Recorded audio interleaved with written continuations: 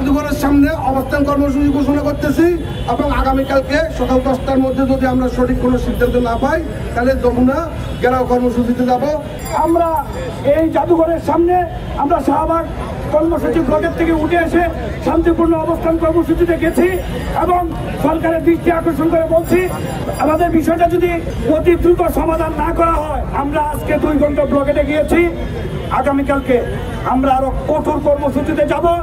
আগামীকালকে 10টায় আমরা মিডিয়ার সামনে কঠোর কর্মসূচি ঘোষণা করে ওইদিকে আমাদের কর্মসূচি বাস্তবায়ন করবো।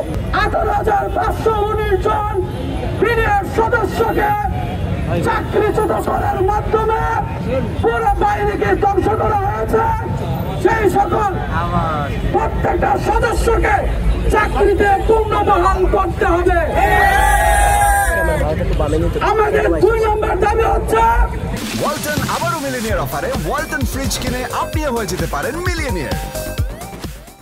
স্বাধীন কমিশনের জন্য অনেক মার খেয়েছি, রাস্তায় এসেছি। একটি স্বাধীন কমিশন স্বাধীনভাবে কাজ করার জন্য স্বাধীন করতে হবে।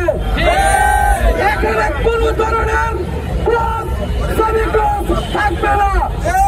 বিগত সালের যে ধারাগুলো দেওয়া হয়েছে যে অক্ষুণ্ণ থাকবে পিলখানা মামলা, তা উদ্ধ করতে হবে। যা হচ্ছে 2-এর ধারা অর্থাৎ 2 নম্বর ক্লাসের বাতিল করতে হবে। আমাদের 3 নম্বর দাবি হচ্ছে আমাদের যে জেলবন্দিরা আছেন তাদেরকে অর্থাৎ যারা নিরপরাধ সদস্য এখনো জেলখানায় আছে তাদেরকে অতি দ্রুত মুক্তির ব্যবস্থা করতে হবে।